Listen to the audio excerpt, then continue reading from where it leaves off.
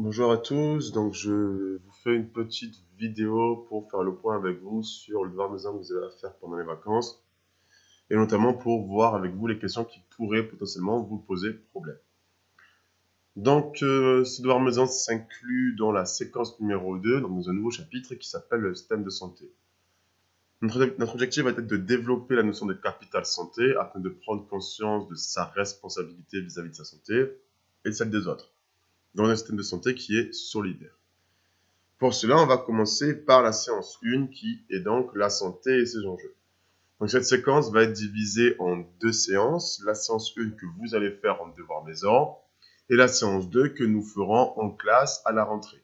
Donc lorsque vous allez rentrer de vos vacances, je vais récupérer le devoir maison et on commencera directement la séance 2 en classe, le temps que je corrige et que je vous rende la séance 1 que vous allez faire.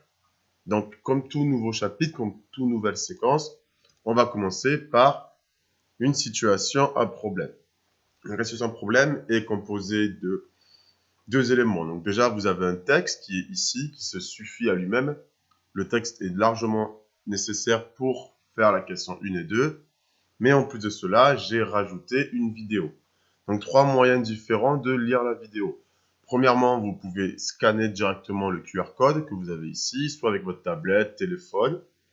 Vous pouvez accéder à la vidéo, en cliquant directement sur le lien que vous voyez ici. Si par exemple vous avez téléchargé mon devoir maison sur Pronote, ou encore vous pouvez directement aller sur YouTube et taper le nom de la vidéo qui est juste ici. Donc Monsieur Demo et Madame San, les déterminants de la santé. Donc trois façons différentes pour accéder à la vidéo. Et je me répète, si vous ne pouvez pas lire la vidéo, ce n'est pas grave, le texte est suffisant pour faire la question 1 et 2. Donc justement, la question 1, vous allez devoir surligner dans ce texte l'élément sur lequel vont agir les quatre déterminants qui sont décrits dans cette situation. Donc vous devez directement souligner l'élément dans le texte. Question 2. Vous devez compléter le document 1, donc c'est-à-dire celui-là, les déterminants de la santé, à l'aide de la situation et ou de la vidéo en y inscrivant les quatre déterminants de la santé. Donc premièrement, ce document, on peut voir qu'on va avoir des facteurs qui sont dits internes à l'individu, comme par exemple l'âge, des facteurs héréditaires, la grossesse, ou encore l'activité physique, l'alimentation équilibrée, etc. Et enfin, on va avoir des facteurs qui sont plutôt externes à l'individu, comme l'assurance maladie, ou encore l'environnement dans lequel se trouve la personne, c'est-à-dire l'environnement professionnel, la pollution de l'air, par exemple. On peut voir que ces différents déterminants sont tous liés les uns avec les autres. Et c'est pour ça que on a des doubles flèches qui relient chaque déterminant à un autre. Et on voit bien que ces différents déterminants vont agir sur quoi? Sur la santé. C'est ce que nous montrent les flèches 2. Donc, à partir du texte et de la vidéo, vous devez me nommer, me donner un nom, en fait, à ces grandes familles, ces quatre familles de déterminants que nous avons ici. Ça, c'était pour l'activité numéro 1. Pour l'activité numéro 2, on va s'intéresser maintenant plus précisément aux effets des facteurs internes et externes sur la santé d'un individu. Pour cela, je vous ai mis dans le document 2 la définition de la santé selon l'OMS, donc l'Organisation mondiale de la santé. Je l'ai surligné en vert, je vais vous la lire. État de complet bien-être physique, mental et social, qui ne consiste pas seulement en une absence de maladie ou d'infirmité. Il est vrai qu'on a tendance très souvent à limiter à définir le fait d'être en bonne santé comme le fait de ne pas avoir de maladie, de se sentir bien physiquement. Pour autant, dans la santé, on va retrouver trois éléments différents. On va avoir bien évidemment le bien-être physique, donc c'est-à-dire le fait de bien se sentir dans son corps, être en bonne santé, ne pas être malade par exemple. Mais on va avoir également deux autres éléments importants qui sont ce qu'on appelle le bien-être mental, donc c'est par exemple ne pas subir de stress dans son environnement professionnel ou familial.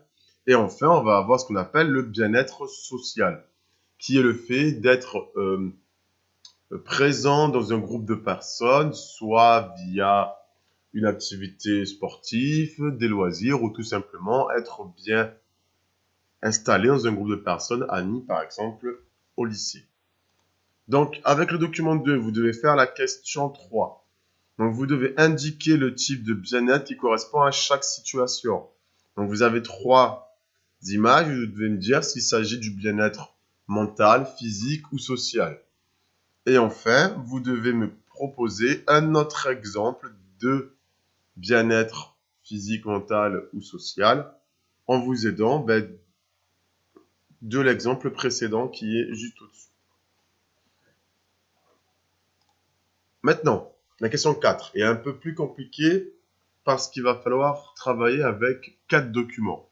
Donc, vous allez avoir du doc 3 au doc 6, ce qui fait 4 documents. Ces 4 documents vont vous présenter différents facteurs, différents éléments qui peuvent perturber, qui peuvent nuire à la santé d'une personne. Et on va en fait résumer les informations de ces 4 documents dans le tableau que vous voyez ici. Le tableau se présente de la façon suivante. Vous avez dans cette grande colonne les facteurs pouvant altérer la santé.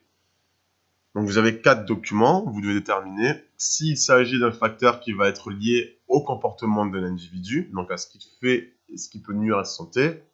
Et vous devez également trouver quels sont les facteurs qui vont pouvoir nuire à la santé de la personne, cette fois-ci qui sont plutôt liés à l'environnement.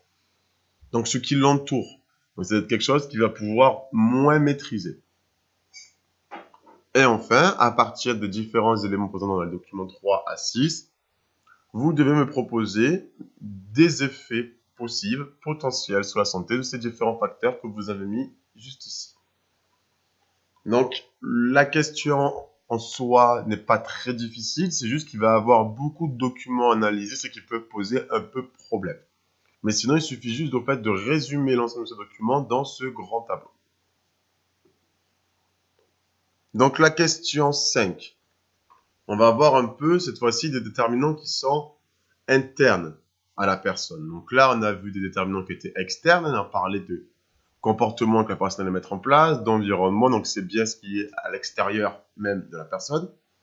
Là, on va plutôt voir ce qui est interne, qui est effectivement moins maîtrisé par la personne également. Donc, vous avez à l'aide du document 7, vous devez déterminer à l'aide du document 7 3 déterminants de la santé liés aux facteurs biologiques. Donc, vous devez lire le document et me classer, me retrouver 3 déterminants de la santé. Tout est présent dans le texte. La question 6 et 7 ne posent pas de grands problèmes selon moi. Néanmoins, si vous avez des questions, vous pouvez toujours m'envoyer un message via Pronote ou via lent-monlycée.net. Donc, on va terminer cette vidéo avec la question 8, où vous allez devoir travailler avec le document 10 qui vous parle des effets du plan national de la lutte contre le tabac, donc qui est un plan national qui s'étend de 2018 à 2022. Vous devez m'indiquer, grâce à ce document, quels sont les résultats constatés. Donc, c'est-à-dire les résultats qui sont déjà présents au moment où l'on parle. Quels sont les moyens qui ont été utilisés, donc qu'est-ce qui a été mis en place pour obtenir ces résultats déjà constatés. Et enfin, vous devez me retrouver dans le document une action future, c'est-à-dire ce qui sera mis en place plus tard pour continuer dans cet objectif qui est de diminuer le nombre de fumeurs en France.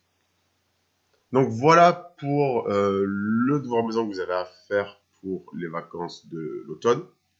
Comme je viens de le dire il y a quelques instants, je reste disponible sur Pronote, sur lent-monlycée.net pour répondre à vos éventuelles questions.